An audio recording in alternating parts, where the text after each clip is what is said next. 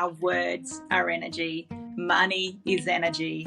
And our words and our thoughts can 100% dictate our abundance, our flow of money, whether it blocks it or allows it to flow freely. Many will be unable to formulate their self-worth without this financial attachment. That speaks so much to having to feel at peace with who you are and not externalize everything. You can't help but drop back into fear and go, wow, what is going to happen to make that shift between that? Because that's what we've been so used to, is chaos inspiring change.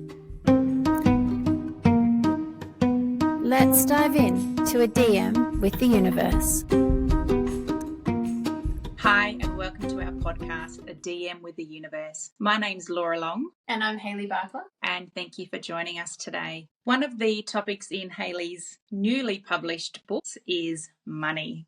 And we thought, what better way to start the new year than to actually dive into money, our experiences, and money as a currency moving forward as well. So, Hayley, this channeled message that came through from the universe was a gift that just kept giving. And I've read it several times now and continue to get deeper layers of information each time I read it. So, first of all, thank you for bringing this through. It's amazing. Yeah, I think it was really interesting. Majority of the chapters when I wrote the book, the topics sort of came to me and then I'd write personal stories and lessons and the channeling was left to the end. But this channeling came out of nowhere one day, to the point where I was going to even leave it out of the book, because by the time I got to the end of the book, I was overwriting and I just thought, oh, I can't write another personal story. But I loved the channeling that much that I persisted.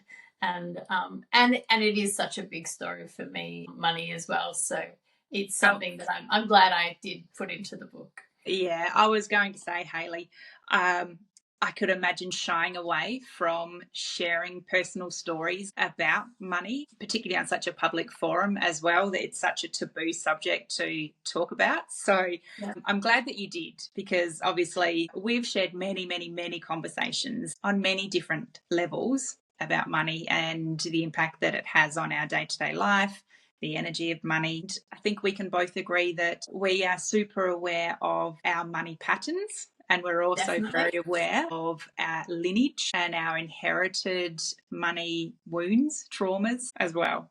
Absolutely. I thought I'd just touch on how money came through, because I think it highlights how connected we all are. I got a text from Laura this morning saying, I think we should do money.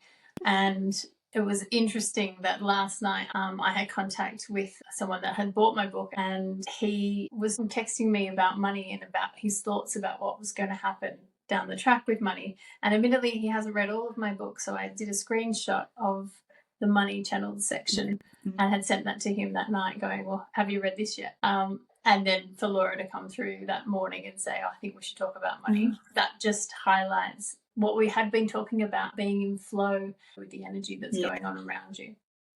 And likewise, I'd had quite a deep conversation with another friend about how we exchange our time for money, how we need it in this very 3D or third dimensional reality that we're living in. And that was all happening last night, probably at the same time that you were having a conversation as well. For me, it was a little bit of a hard text to send, particularly given that we're very early into our podcasting journey as well. I feel, what's the old saying? You don't kind of talk about money, politics, religion. And yeah, here we are. We're like straight into it. Let's talk money. So we're either we'll do religion and politics next, just to keep it up. We're either brave or just a little bit crazy. One of the two. Yeah, so my experience with money has been a really interesting journey in the last few years, because as a younger version of myself, money was just something that came so easily and naturally to me. I mean, I worked hard for it. I never thought about not having it. It was always there. I had an abundance of it. And it never entered my psyche as something that I really needed to worry about. I had this security that I had created, and it was sort of like anything I touched turned to gold. And then that shifted, along with my own belief system about spirituality. So when I stepped away from corporate life and from what I deemed was soulless for me, and not saying that is for everyone else, but for me, it felt very soulless. I also stepped into another belief system that I can't receive money for doing spiritual work. So I've been through this really interesting, I wouldn't say interesting, shitty journey with money in the last 5 years, where I have started having this really different relationship to it, where it isn't just there when I want it, and that I feel very attached to the fact that I have to do something that I don't feel aligned to receive money in return, which Laura's heard lots about. Yeah. But it really does highlight to me how incredible our mindset is when it comes to something like creation of money, and what money really means, which on a surface level I understand the energetics behind money, but that doesn't mean the reality of changing your belief set around that when you've got some entrenched core wounding in there. It's a little tricky to get out of. A strong lesson that I've learned in this lifetime is being cautious of our words. So our words holding such a powerful frequency. I had a very successful training organisation that I was running, and it was busy. We had lots of students. We were constantly on the go. My 2 daughters were quite young at that time. And now, upon reflection, I 100% see what happened to that training organisation. At the time, I didn't. At the time, there was a change in politics here in South Australia. Therefore, the stream of money, it completely changed the course of my life as far as the flow of money. And I took it quite personal and as a failure. But since I've been on this path, I can actually reflect back that the language that I was using, because we were so busy and I did have young children, I did not have the balance right. I was saying things like, I can't handle this. I can't do this anymore. Yeah. I need a change. And the reason I say that is because I think it's a really great reflection on the fact that money is also energy. So our words are energy, money is energy, and our words and our thoughts can 100% dictate our abundance, our flow of money, whether it blocks it or allows it to flow freely. Absolutely. And I can vouch for that in stepping out of corporate life and into my spiritual work. The restriction that I felt, because I felt a little bit of an imposter, that I hadn't had the year's training, or I didn't have any kind of certification in it, which is ironic because true spirituality is an open source. There is no certification in it. But there were so many things that I had as these barriers in my mind about people paying for my service. And then I self-perpetuated my own box that I stuck myself in. So I definitely resonate with what you said then about the words we use. Yeah. So touching on that, that's a limiting belief that you had set up. Absolutely. Right? It was a pattern, self-fulfilling pattern that I'm not worth this much. And an interesting story to share with you about that, just, I guess, to give the listeners a little bit of awareness. And I'm sure that our listeners would understand this, but how powerful our thoughts and words are. Just recently, I've had a friend that they've started their own business, which is incredibly brave. And we've been mentoring and helping them through this. And a conversation that we keep having is she's not been able to get past a certain amount of money in her bank account, say like $20,000. So she would be able to save up $20,000, and then there'd be a big bill come in. So would bring her bank balance down, and then something should get just a bit over it, and something else, or something would break, or you need new tires, or whatever it is. So constantly at that limit, highest limit. And I just flagged it with her, and I'm like, are you aware of any limiting beliefs around the value of $20,000? And when we started workshopping the value of $20,000 and some memory that she had earlier on in her life, she could actually start to come to terms with, So I remember this, and I do remember how my family reacted because it was such a big sum of money that perhaps they didn't have or they had to really stretch for. So she'd set up some limiting belief that that's a lot of money to spend. It's really important to remember that and to keep a check on what's going on in our head, what words we are using. Yeah, and the tool to help people if they can see that they've created limiting beliefs around money is really sitting back into yourself. So for me, it's in meditation, and I can really sit back into myself and tell myself a new story. And I think that's the power of feeling it in your heart and then overriding your mind. You need to essentially retrain your brain to have a different story to tell itself when these things come up. Because it's very easy to self-perpetuate those situations. I have really focused in on that for myself in the last probably 3 or 4 months because I let that run wild. And without going into too many details, there has been a massive shift in the financial situation that we find ourselves now in 3 or 4 months later. And I feel so much more at peace. Before that actually came to manifest as such, it had already embedded in my body where I could feel just a peace, even though my bank account showed that I maybe shouldn't be. I wasn't reacting to that figure because all that perception that I'd created in this bank account in the same way.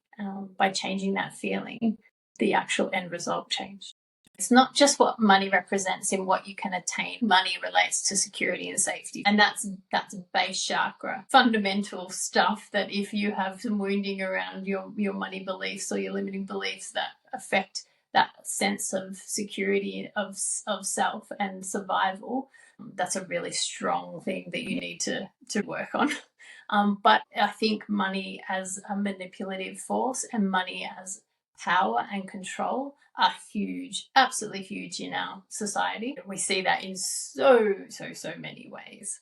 We do, Hayley. Inheritance. Yeah, in my own extended family and friends' stories about inheritance and the toxicity that can come around that, because from what I've witnessed, it can represent love. And this is, probably something that we don't really associate with money so much, is its currencies are often love or withholding love. So I think inheritance is fraught not only with control and greed, but also with a reflection of love back from, something that's no longer there. So if you didn't deal with some of those things that may have been needing to be dealt with while family members, etc., were alive, then that just can be misconstrued or impact you in another way through money as inheritance. Oh, you nailed it. It can be really toxic, and it can be a final way of really hurting somebody beyond the grave. Shall we move into some channeled information on money? And for our listeners, the channeled information in this book is about the potential of where we head with money. And I wholeheartedly believe in this. I don't know what the time frame is. I hope it's very soon. It's hard to fathom how we can move from A to B in any kind of normal trajectory, but it felt so beautiful and aligned. So if this is a little stretch for you, just use your imagination and imagine what life could be like. I think that's probably the best way to approach it. So I'm just going to read a couple of excerpts from the book to start with. Money is the manipulative force under which the entire planetary structure is maintained into a force-filled mentality of lack. And that I think we can see as a global collective. Obviously, we're going to put aside people that have a really fluid, affluent lifestyle. We're going to just look at a collective space here. It's not about individuals as such, but we definitely have a lack mentality that money drives us. Yeah. So it says money is not the be-all and end-all. It has the power of persuasive pleasure, something that is withholding of truth. And I feel like we do give money power, that it does allow us to have pleasure. It's a sort of a give and take. We can't have a fullness of pleasure because we attribute that to having to have money for certain things to enable that pleasure. And that is withholding this truth. And this truth, to me, is what's to come in a new reality of money, which we'll get to in a second. It holds its current in the presence of almighty manipulation. We cannot say this clearly enough. Money is the root of all evil. Yeah. If it's been said once, it's been said a million times, hasn't it? Money is the root of all evil. And I think we probably should make a sort of a clear distinction too about how, I guess, we view money as currency and as an energetic exchange. There can be a lightness to money. It's not that the mechanism of money is terrible, because, you know, at this stage we all need it to function within the world. It's when we allow it to control, and when not we allow it to control, but collectively we've allowed money to control our creative expression, essentially. The next paragraph is one that I've got completely underlined, so I'd really like to share it, if that's okay. Yeah. Much of your world is based on the scarcity that money itself creates, the illusion of lack with which it has forged wars, famine, and hunger to prevail in your reality.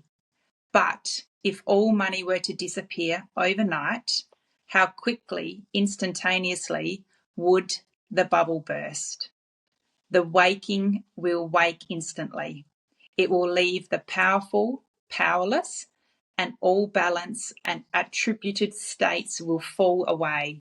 Incredibly powerful events will take place as the many minds that have the creative solution to fix the devastation your planet is undergoing come into alignment. The barriers of wealth and worth would disintegrate. Yeah. So that is it. We've spoken about this many times, but I'd love for our listeners to really allow the question to resonate. What would happen if money disappeared overnight? That is a really deep concept to start to wrap your head around, what the world would look like without money, financial gain for our work, our services. And you've asked a question to receive the answer. What will the emotional response be when those who earn substantial incomes are impacted by its collapse? So I'm handing that back to you, because I think you do a great job at kind of recapping that. Me personally, I've witnessed what I'm about to say in meditations and other channeling that I've done. So I couldn't attribute a reason why I was seeing what I was seeing. Then when this came through, it was like a big aha for me to go, this makes sense. So for those that will have this emotional response or this impact of a financial collapse, if and when that does happen, there will be anger, hatred of self and others. There will be this initial outrage from those that are accustomed to having their bank balance determine their worth, and there will be a tangible feeling felt in the collective. So been through a similar thing like when we had the global financial collapse, and that obviously impacted people in a really extreme way. But this would be taking that on to another level, like on steroids. If money was to be no longer, it would be crushing for their egos, debilitating for the psyche, and stratifying to the souls of so many that their life revolves around the attainment of money. And it says here, many will be unable to formulate their self-worth without this financial attachment. That speaks so much to having to feel at peace with who you are as an individual and not externalize everything in your daily living, which we've become a society totally addicted to external gratification. Yeah. But like you said earlier, that whole base chakra is based on security. That's our foundation. Mm-hmm. It's a huge concept to think that our security could be based on something that's not financial. So what would that look like moving forward? Exactly, what would that look like? This is one of my favorite parts of the book and the channeling, because this is where I play in the realms of meditation and expanded consciousness, that essentially the universe has provided the fact that money has no purpose in the future of our planet. It has run its course, and life creation and expression are the new currency. it's implying, and there's, obviously a big shift from where we are now to there, and how that happens I can't articulate at this point. But we begin to operate from a space of energy and energetic exchange and collective creativity, and we band together. So if we took money out of the picture, we would also remove the need for competition. So take money out, take competition out, and then we work collectively as communities to build our own hopes and dreams around our full creative expression. We're not hindered by anything that we don't have money for in our own mental constructs. That's a big leap to go down a track to think that we don't have money, we don't get paid to go to a job. We have, it talks about the currency of being human, and that as we move into more ascended states of reality and we have light and light consciousness and light bodies, that we actually exchange light as part of that mechanism for supporting individuals in their own creativity, but also groups. So it's like we can donate to a group bank, our own light quality that then can be fed back into creation. Wow. It's a massive conceptual shift. It also talks to the fact that all people can create from the ether structure. All people have this potential. Nothing is scarce, nothing is impossible. Your mindset is all that enslaves you to the world of manipulative money. Mm. And that puts everyone in an even keel, which we're not at this point. Yeah. We have no need for famine and people not to live acceptable level of a lifestyle on this planet, and yet money creates that. Yeah, it's real and it happens. Yeah, it does. There's a whole example in the book how you can start engaging in this new paradigm of money or currency. I won't go into that now. If you want to grab the book, you can have a read about that, but it's about how we start shifting our mindset and creating these new paradigms to work within. It's such a huge concept to even get your head around, the idea that we don't have money and that we can create from ether. But, in my heart of hearts, I absolutely believe that is our innate ability to do that. I bloody hope it happens in my lifetime. I feel that it's imminent. I can't rationalize in my head how we can jump from there to there. Yeah. That part I still really struggle with. So I'm not going to.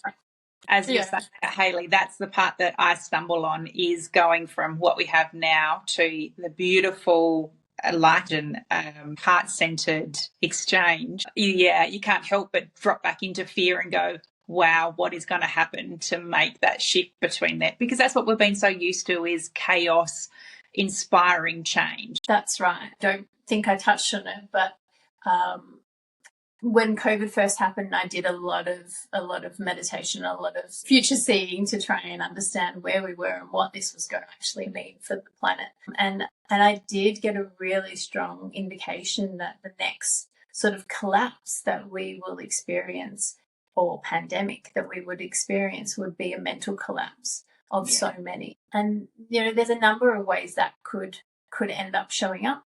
That could be a financial collapse, and they've spoken to how that would impact people's egos and their self-worth, and that whole point of who they are and what they stand for. But it could also come from an expose of truth.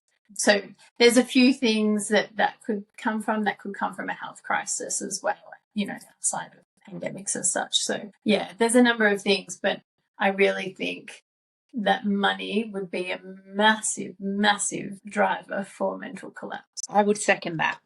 Yeah. So just this morning, we did have the discussion that we were going to cover money, and in the short little break that we had before recording the podcast, you felt that there was some more information or some more messaging that needed to come through for this particular time that's happening at the minute. So did you want to share what dropped in for you? Yeah. It's a really quick one, but it's something that hopefully is the tangible thing that you can attached to at this point to help bring forward this new reality. I won't read it verbatim because some of it was quite challenging to listen to. So essentially the premise of this is that money keeps us small, and we have an imprint in our mind that keeps us limited because we attach the need for money to an end result. We don't ever look at, I have the end result and the money will come towards that. We do it the other way. We need X, Y, Z money to get to the end. So it says one cannot allow the exuberance of possibility to enter their field when we are doused in this knowing or this knowledge or this limiting belief that money is the maker of dreams. Money does not make dreams. The dreamer makes dreams come true.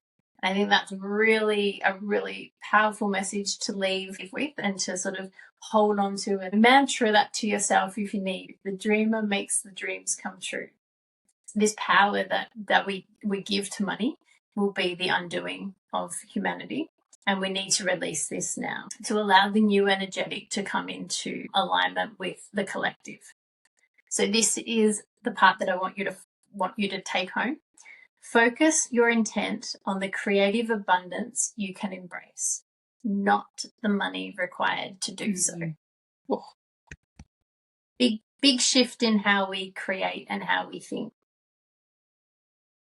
It talks to the fact that if we start creating out of our pure joy and out of an expansive way of being rather than a time-based way of being. So, again, it's like things have to happen in a linear sense, that then money will all but become an irrelevance. And it says, start today, get to creating your new collective reality.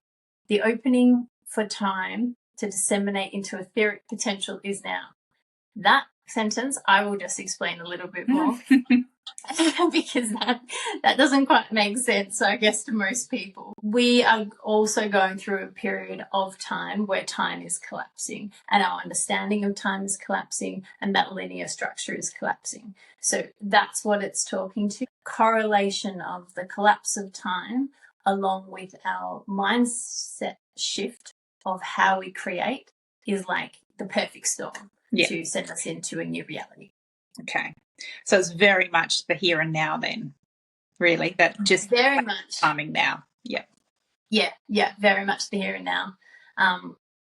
Not so much in a money sense, but definitely stuff that I have received for myself and how we integrate with our higher aspects is very much targeted around the start of the new year. So, yeah, I think if you can leave from this money episode with the dreamer makes the dreams come true and start creating your desires right now without thinking about the money that is required to do so, I think we'll all be in much better shape for the new year. Love it. Thank you for sharing that last little piece of channeling that has dropped in today. So you cannot get any more current than that. This may well be an episode that listeners need to listen to a couple of times. You'll continue to pick up more and it just layers on top of itself, doesn't it, this information? Yeah. And if spiritual concepts are new to you, the idea that money could collapse and we can create out of an ether structure and energetics, it might be a big stretch. Yeah. So, all credit to you for staying here and listening to that. For hanging in there. Yeah, without going like rocking in the corner going, oh my God. That's what we've been there, started there. That's all good. Yeah. Awesome. Okay, well, I think that's a wrap on money. I feel like we'll end up doing another episode on money in the future. Yeah. But for now, I think that's just a good grounding basis for us to start with. Start creating outside of that matrix and see what happens. And for those of you that haven't got your hot little hands on a copy of a DM with the universe, we will have links below. But Amazon, wherever you are, is your best bet. Follow the links, reach out to us on any social media platform if you've got any feedback, if you want to ask any questions, if you've got any topics that you would like Hayley to do some channeling in and we can then unpack on an episode, reach out to us. We'd love to hear from you. Yeah.